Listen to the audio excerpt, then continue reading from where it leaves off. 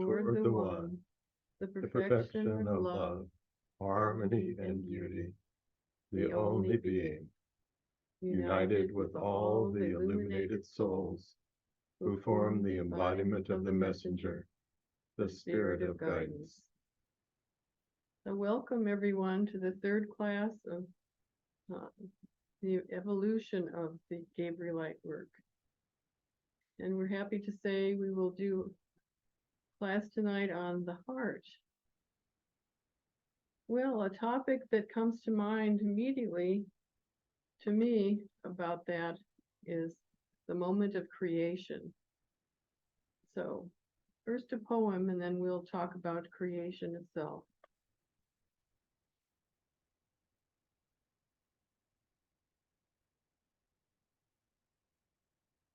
I grow myself into the world like divine tendrils, working themselves into the very pattern of creation, prompted by my beating heart, my alchemical heart, my caring heart, my trusting heart. But more than my fleshly heart, I carry, as you carry, that heart of hearts that through the ages has found itself in the midst of the manifest, yet has remembered its station in the highest of realms. Create now, you strong yet tender heart. Open the treasury. Guide divine intention carefully to become a glorious tomorrow. So may that be inspiration for us tonight. So, about that moment, about that beginning of creation. It would be a story of Ishq, a story of longing, of yearning. And all of us can identify with that. So this begins with the moment of creation. As we find in the Quran, God speaking, I was a hidden treasure, yearning to be loved, yearning to be known. The divine deeply desired and ached to manifest his latent beingness. So he created the world. And I'd like us to think about this in terms of being in that moment and feeling the feelings that are happening and the great yearning in the divine being that all of a sudden created all. And it was created through that desire itself. Now, Ibn Arabi said in Alone with the Alone that in this moment, God also moved our virtuality into the imperative, which means that we were now allowed to exist. Before we were latent, we were, as God was, a hidden treasure. But then we were allowed to exist. So we were burst out through the latent, from the latent desire into creation. And think about all your yearning and aching and emotion. We still experience that moment. We talk about the recurrent creation in the Sufi tradition, that there's always an opportunity for a new creation in each moment. And we also experience the feeling of that ishq. And we wonder sometimes, well, where does this come from? Why do I awaken in the middle of the night with this deep feeling? Well, it's possible that we are feeling that moment of emergence. And hopefully, and maybe feeling the need in ourselves for emergence. We still experience that moment in which our souls were created. We bear that ache to reveal our own potential. We sense the aching to exist in all that we make. We make music, we plant, we paint, we cook, we transform. Recurrent creation is a great opportunity to jump into that moment. And we discover that which we yearn for, the non-existent, like we were before creation in that non-existent.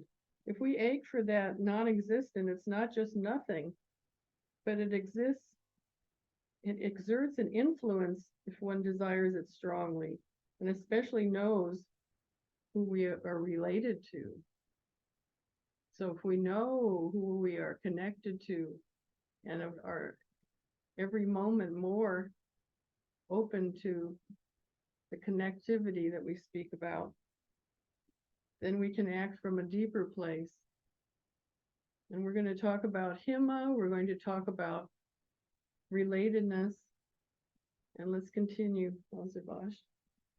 Yeah, so Hazrat Inayat Khan said that every desire begins with the divine impulse.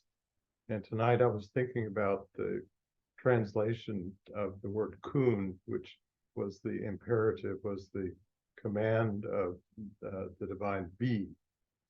But I thought that command couldn't have arisen unless, as Ravani Ra reminded us, it says in the Quran, there was a desire behind it. So we might add on to the meaning of that word kun be of God saying, I want for there to be, in order that I can love and be loved and know and be known. So all of us started out with a divine desire. And as we've talked about many times, each of us is a unique expression of divinity in life, in manifestation. And our theme tonight is the heart. And the heart across spiritual traditions is described as the way station or the interface or the meeting place between the human and divine, the meeting place between the manifest and the transcendent. In the Kabbalah, the tree of life, with the different Sephiroth, the different branches, the central one is Tifereth, which is the heart. And it is the place of connection in both directions between the human and the divine. So in order for this original divine desire to be fulfilled uniquely through each of us, we had to first awaken as individuals, as separated beings. It was necessary for us to experience ourselves as being separated from the rest of everything, so we could develop an ego, so we could develop an identity. And then during the course of our life, what drives us, we're driven by our different desires. Desires for accomplishment, sometimes desire for power, for wealth, for achievement, and so on. So we have these different desires we strive for, and some of them are fleeting desires that we think are going to bring us true happiness. But as we've discovered over the years, we can satisfy one desire, and temporarily we might be in a state of satisfaction, but that only lasts until the next desire comes along, which is usually more of whatever that desire was about, or some other desire. And it seems like an endless process. You know, when are we going to really get that which we are looking for? Well, the problem is, last week we talked about how we could say that most of us live in a simulation of actual reality. And what do we mean by that? We have experiences, but then we almost instantaneously step back from those experiences into our concepts and emotional reactions to whatever it is that we've experienced, instead of being fully alive and fully present in the course of what's going on. So we do the same thing with the heart, with emotions. Oftentimes, our emotions are in reaction to what has happened, or an emotional response in anticipation of what we think is going to happen. But it's in a dualistic state. It's not going to really bring us that fulfillment that we're looking for. And the only way that that's going to happen is if we really connect with the actual nature of who we are, the reality of our being, And we are, as Ibn Arabi says, we are beings of bi-unity, bi-unity. We are human divine beings, but initially our consciousness, and last week we talked about consciousness, is centered in the human side, in the manifest side. And then somehow we come to pursue a course of awakening. All of us listening to this recording, whether live or later on, are likely on some spiritual path of awakening. We're searching for something. We're searching for something more than what we've been able to find by our usual means, which were based in duality. So we've talked before about the Barzakh, Barzakh, which is the meeting place, the interface. And tonight we can look at the heart and feel that the heart is the human side of that interface. The heart is the, I thought of describing it as the crucible in which the divine human alchemical process takes place.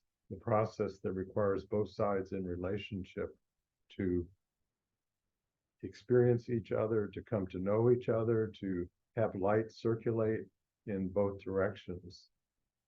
And we've talked about what we call relational unity, which is a state of experiencing something not separated from it, not dissolved into unity with it, but very much maintaining our sense of identity, but fully experiencing and being present to whatever it is, whether it's another person, whether it's something in nature, or our inner experiences of the divine through meditation, through prayer, or just natural experiences in life. So this is the you could say the field in which the heart operates, enabling us to fulfill our purpose, which is the divine purpose as well. We're seeking to awaken to the divine is seeking to awaken to the divine's own being. So both sides are seeking to awakening to the other. Well, I had a practice, but I feel like we can talk about himma before we do our practice.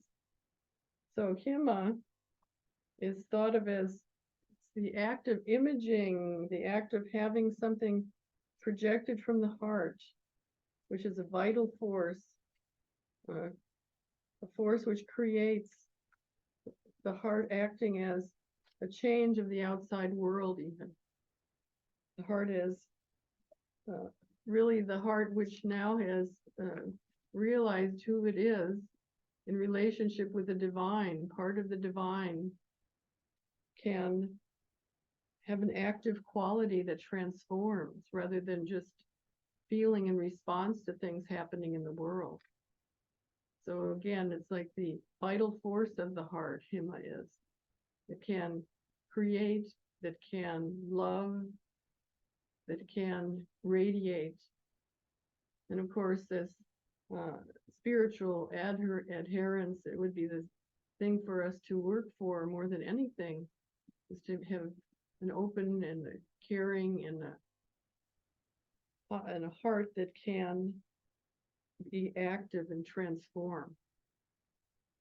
So there's a practice that I'd like us to do, and you may have done it before. It's Ishq Allah, Mabud Allah.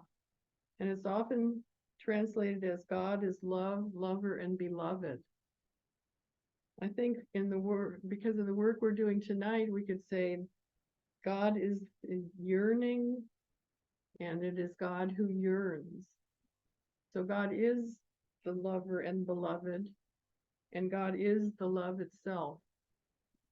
So what we have here is really a divine mystery, that somehow all of these things can be the divine, and we're seeing it in perhaps other forms than we might think of that could be somehow one.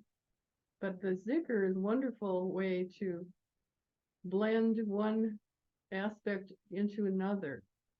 to feel flowing between different images, let's say, to feel the energy behind what we see as separate images. And one way that happens is because of the movement of the zikr. So many of you know that movement goes from the left shoulder, and it's going to look different as you look at us, but you know the left shoulder, and it'll go around up to the top as 3/4 of the circle, and then down and up.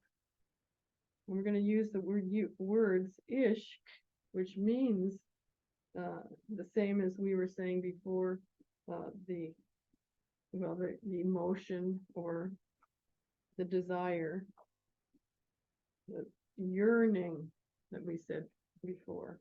Ishq, the yearning. And then Allah, and then mabud, which means the beloved, or could mean the lover also. So in this one, it's, even though you say mabud, the one, it also means lover and beloved. But together we're thinking about those who are yearning, we who are yearning, as well as the yearning itself.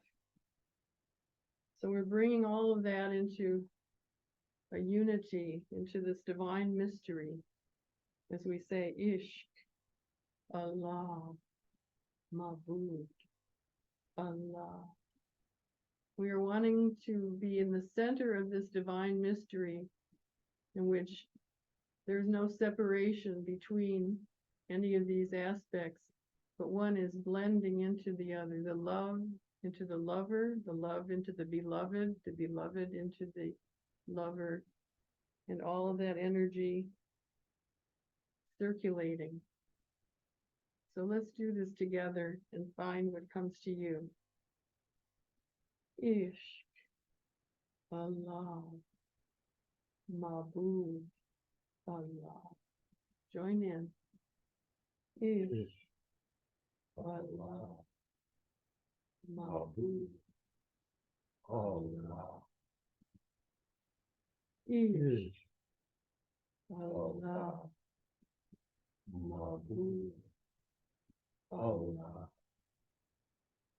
Ishq, Allah, Mabud, Allah. Let's pause for a moment. As we say it the next time, let's feel that we are cleansing our hearts to be most receptive to the world and to our own desire. Ishq, Allah, Mabud, Allah. Ishq, Allah, Mabud, Allah. Ishq, Allah, Mabud, Allah. Ishq, Allah, Mabud, Allah. Ishq, Allah, Mabud, Allah. Pause one more time.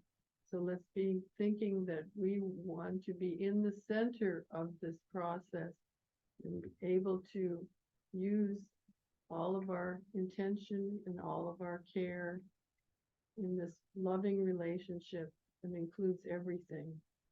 Let's continue. Ishq, Allah, Mabud, Allah. Ishq, Allah, Mabud, Allah. Ishq, Allah, Mabud, Allah. Ishq, Allah, Mabud, Allah. One more time.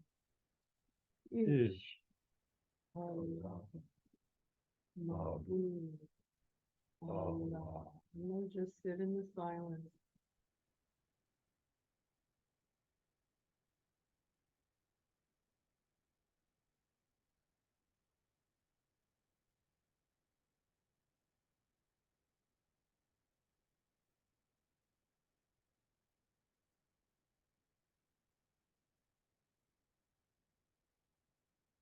We can think as we finish that we're dedicating our hearts to the divine, that knowing that relationship will be what brings us to be able to manifest participation with the entire process, not just reacting to things that happen in our external environment.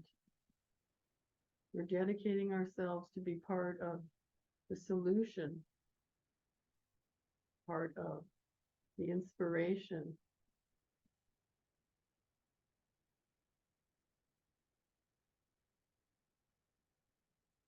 Now I'd like to read a passage from Hazrat Inayat Khan, and this is from a section of one of the books on the purpose of life.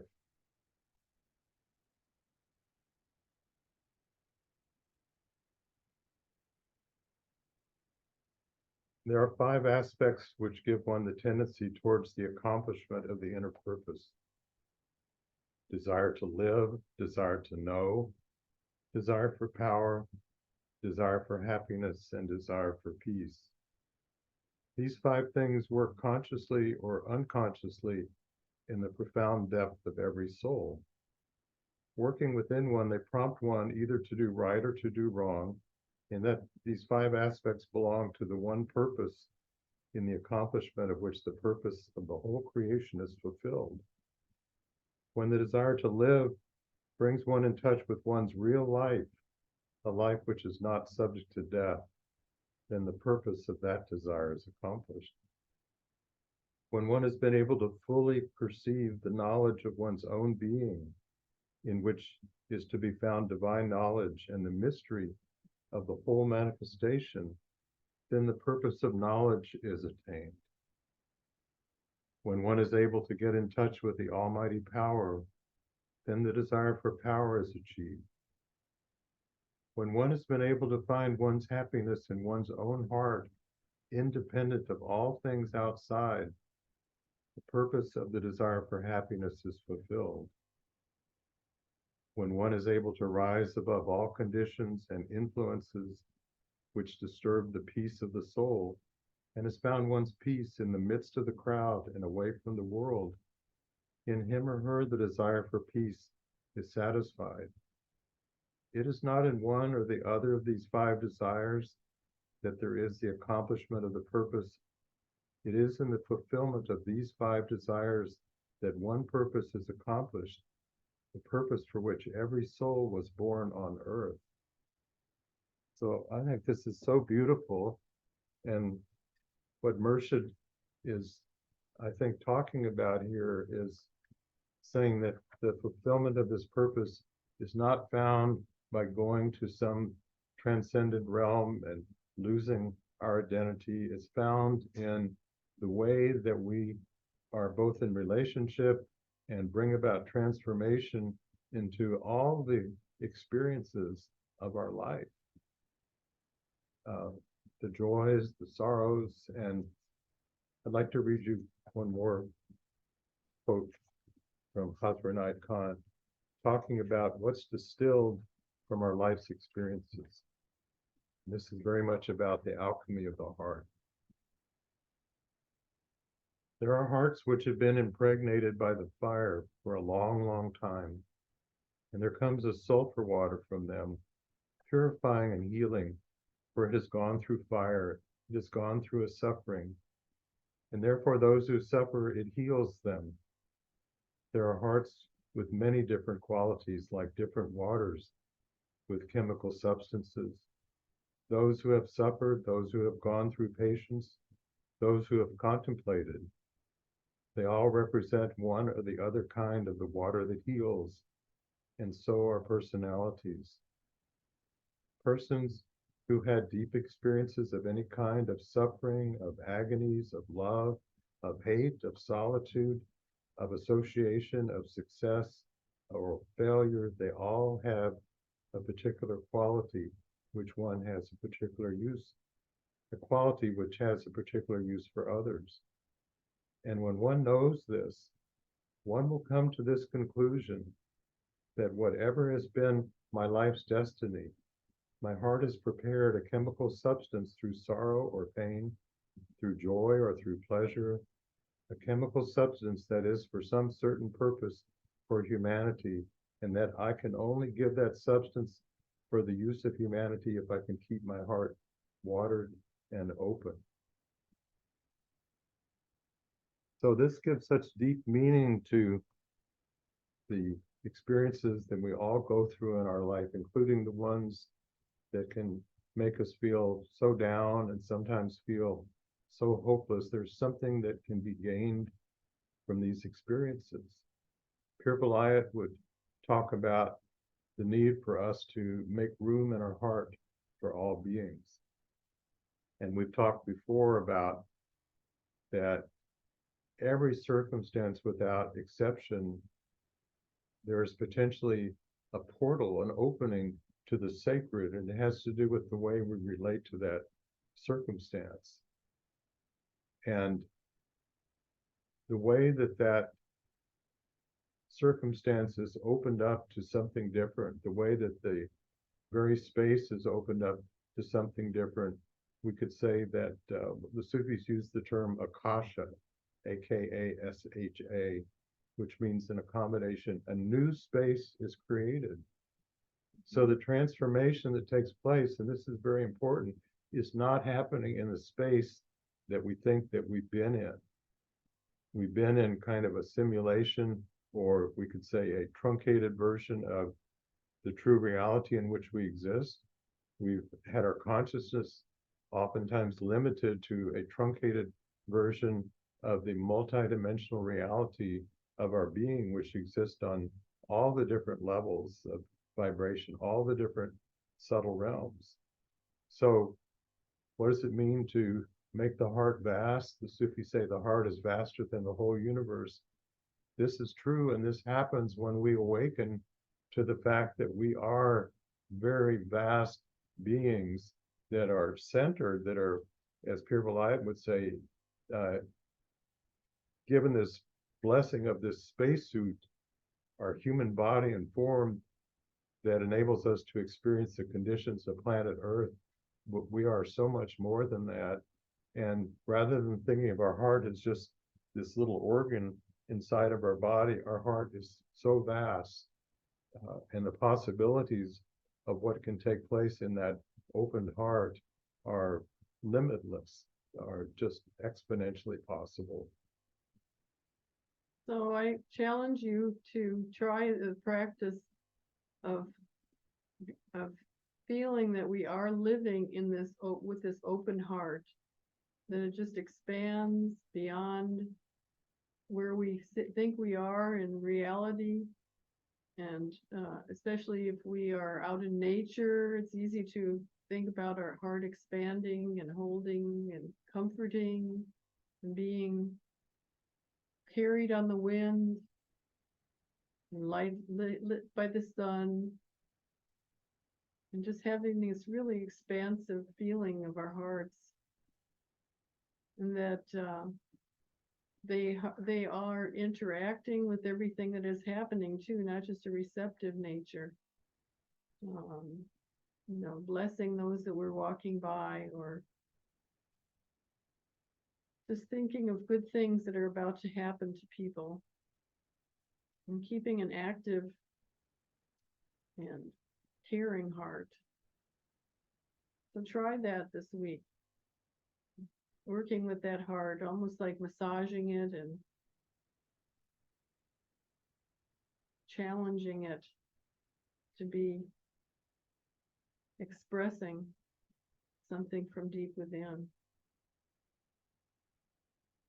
I want to tell you that in preparing for this class, when I was thinking of the creation, rather than just thinking of going from a latent state to manifestation itself, I felt coming through all the different realms, the realm of mystery, where it seemed that I've been reading a book lately that has different dimensions in it, and it's kind of a challenge to think about. But I thought, oh yes, it's like a multi-dimensional existence. What would that be like? just feeling God's energy, but feeling that I don't really associate, I can't really identify with what's even around me, but I just will feel the energy of God blessing me into life. And then coming down a little bit further and feeling all the different qualities in the realm of the qualities. And then a little bit farther, feeling a realm of just almost blinding light and all the angels, and then coming down a little farther and being in the realm of genius, all the inspiration and imagination, and then finally in the manifestation. And I think here's another exercise of expansion and feeling that we are way beyond just the manifestation, like we talk about the dualistic way of seeing things. I think it might be a new awakening for us. Would you like to get in? Yeah, so this week I was coming back to that beautiful image of Hazrat Inayat Khan about our souls being raised from that divine central sun, and those rays passing through all the subtle realms of existence. But what occurred to me was just like Rabani Ra talked earlier about the active nature of the heart, and not just being a receptive organ of feeling things, but actually, and we're going to get into in a little bit, participating in the human divine co-creative process. So the image that came to me was thinking about the ray of our soul going through all these realms and continuing on all these realms, that we're not just at the end down here. The light doesn't stop coming from the sun. The rays continue. We are always connected all the way up. And then imagining that in every subtle realm, there are like seeds of possibilities that can blossom from our relationship between ourselves and whatever it is that's on that same realm, through being in a state of relational unity with them. And so just imagine these divine, subtle gardens of multidimensional flowers continuing, and fruits blossoming all the way down into physical manifestation. And what is the trigger for the blossoming of these flowers? It's the experience conveyed through the heart in the relationship with whatever it is we're experiencing through any of the divine qualities, whether it be love, whether it be compassion, whether it be light, whether it be truth, whether it be wisdom. You can imagine that each of the ways that the light is configured when it's expressed through a particular quality is like a kind of divine human fertilizer that triggers these seeds to blossom in unforeseen ways that have not ever been there before. So we're always participating in this blooming throughout all the levels of existence. And to the extent that we awaken to the multidimensional nature of our being, then the power of the possibilities of what takes place in the heart, in that place of connection, how much of ourselves that we bring to that meeting place determines how much can come through in both directions. There are more and more possibilities for us to fulfill. And the passage I read earlier about the way these 5 aspects of desire are fulfilled in life, these are the means by which this happens. This beautiful way that Murshid had of describing the way that these different desires are fulfilled, the true desires. And they're fulfilled, we've talked about this before, in ways that the divine could never have known previously. So divine, it's not like the divine is seeking to discover something and it just hadn't looked over here. Oh yeah, now I see this now. The divine is discovering at the same time we are, our human side is discovering something that is created through the relationship.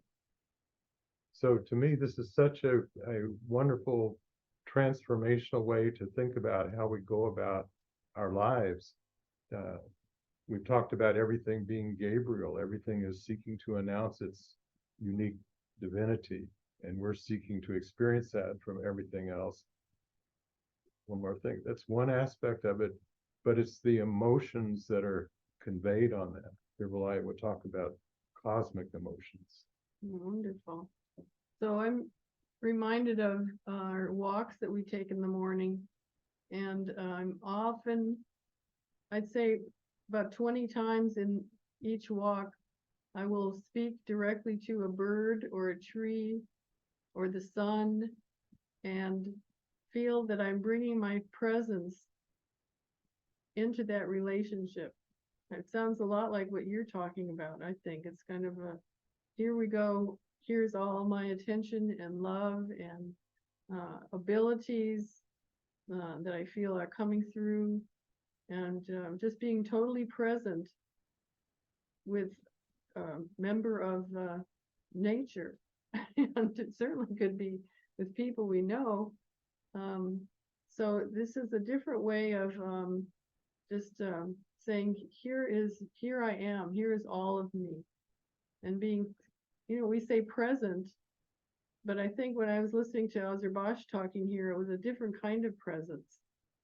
It really carried this activating quality. It carried this knowledge of relationship, for example, that we are related to everything in the cosmos. We are related to different times. We can think about our past and then project to the future, and then we are connected to, you could just go on and on, to all of the energies. We're connected to all the wazifas. We are, just this opening and opening and opening is bringing like the super presence to a situation that I feel like it clicks in. I think in the birds, it clicks, and certainly people that we're with, and brings this, oh, aha, yes, I never thought of this before. It's opening something up that was closed before and now is available to consciousness. So this is a product of the heart. This is the product of Hima, in a way of activating and bringing the heart, bringing the caringness into this moment now. And when I first read about Hima some years ago, it was like the creative power of the heart. I think was thinking of it just from like our side of things. Okay, after a certain degree of awakening, now I can manifest my heart's desire, bring it about. But actually what Hima is about is the unique creation that can only come through the human divine relationship, that something's born by the connection of those two sides that neither could bring into existence by itself. What we think of as the divine could not do it by the divine's own self, and what we think of as our human self couldn't do it by our human's own self. It's only by the relationship of the two. So that even RB, the mystics also talk about something called the philosopher's stone.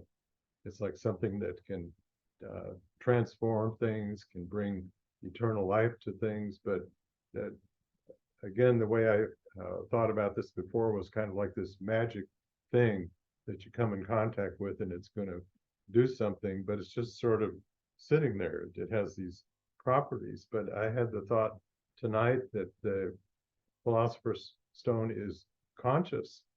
It is contributing to what is manifest from it, as are we in the Barzakh, in this connection, which we could call the crucible of the heart, is the place in which this alchemy takes place. And there's an intentionality in that connection that brings something forth, that pulls something forth that we couldn't know beforehand. We have an impulse, a longing for something to be expressed, and we may have kind of a rough idea of what we think it's going to be about, but it's going to always be something more than what we could have prefigured in our previous way of thinking, because it's always a breakthrough. It's an emergence in the new creation that takes place. So now I'd like to have us do a different zikr that's similar to the one Ravani Ra did, but it's got a little different slant. And in the Gabrielite work, we like to look at things from different sides, look at things from the divine perspective, look at things from the human perspective. So this is a practice where we're trying to, as Pir Vilayat would say, toggle, go back and forth at first, but then with practice to be able to step into experiencing both sides simultaneously. So this is a practice that is about the twofold direction of Ish, the longing of the divine to experience us as unique expressions of the divine's own being, and our longing for experiencing the divine in the fullest possible way. So the words here, it starts with Ish, that same longing, desire, ISHQ, but then Baka, BAQA, which means the resurrection or the rebirth or the completion. It's like when you're talking about Fana, the breaking down of the old forms, and then the in-between state of self-organization. Then Baka is what arises, higher state of beingness. So Ish, Baka, and then Mawjud, MAWJUD, which means making God an actuality, making God a reality, Allah. So the meaning of this practice from the human side is we want to be able to experience the divine in the fullest possible way. And the way that that can come about is if we've awakened to the fullness of who we are.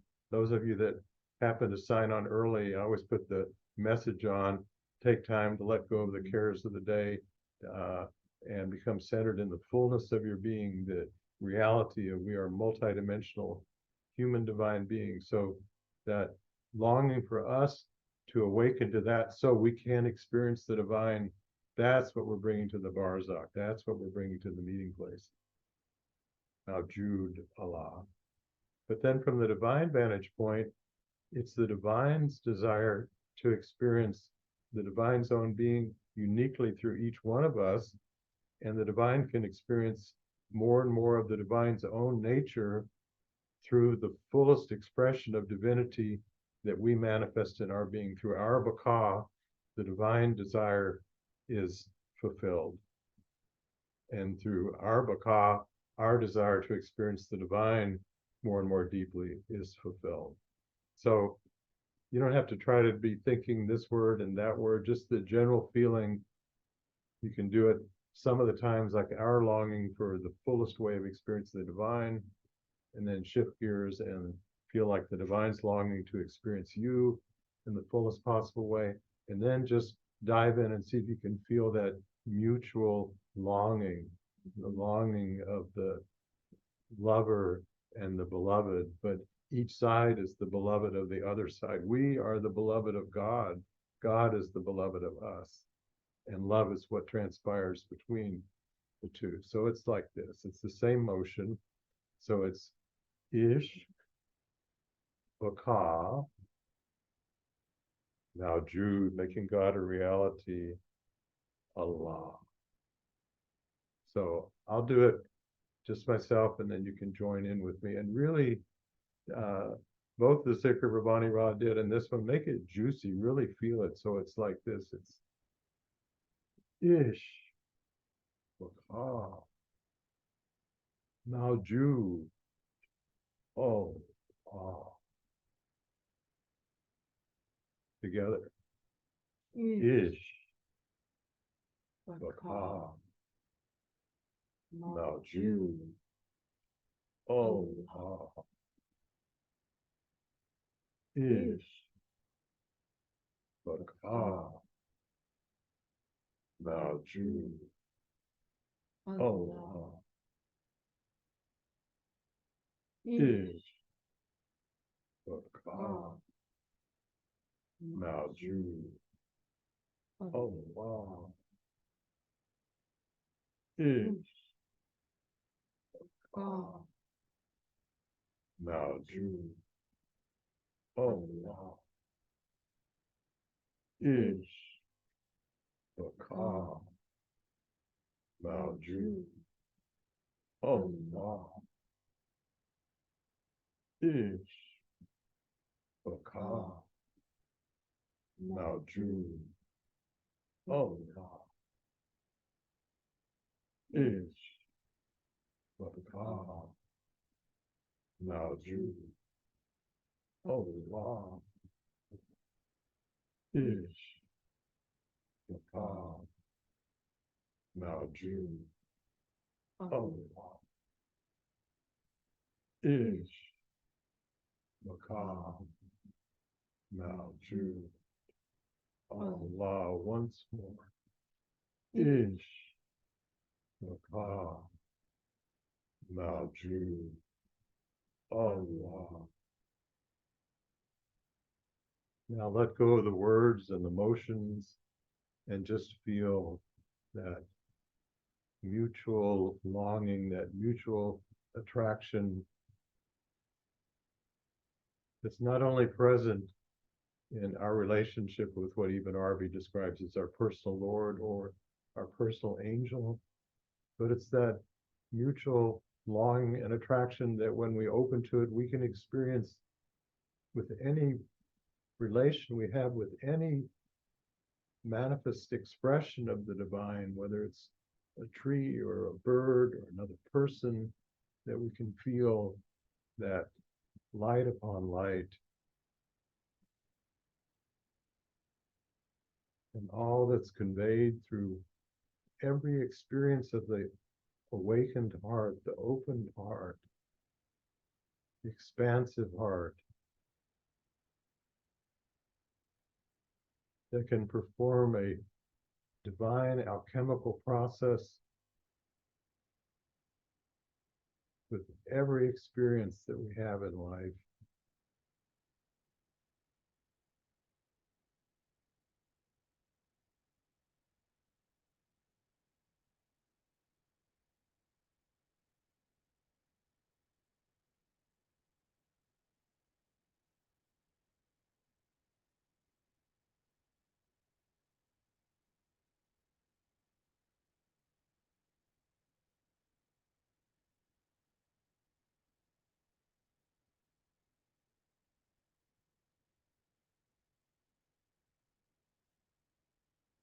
And so the wonder of it all is that the way that we each fulfill our unique purpose in life, our Dharma, is by following the deepest desire of our heart, whatever that might be. We are bringing something into existence, not just in the realm that we think that we're limited to, this physical realm, but it's being brought and available to everything in all of the realms, something that's never been before, that can only come through us and can only come through our relationship with all that we experience. I'm going to read this again that I said earlier. That which we yearn for, the non-existent, is not just nothing, but exerts an influence if one desires it strongly, and especially knows who you are, if you know who you're related to. In other words, relational unity. And I have one more poem for us. It's called For the Divine Dance. Extending beyond any boundary we have ever known, our purpose here reveals itself first in the emotion of longing, as in the beginning when all was hidden, and the Divine One yearned to know and be known, to love and be loved, and burst out in the explosion still marked in the cosmos. You bear the imprint of that bang, darling, in your very soul. The echo of your heart's aching reverberates throughout the universe and releases the answer emerging from your heart's desire. See it as the returning tide, forever destined to break free of the shore, unfolding profound glimmerings that once seemed too great to understand, now allowed to swell and find its rightful place.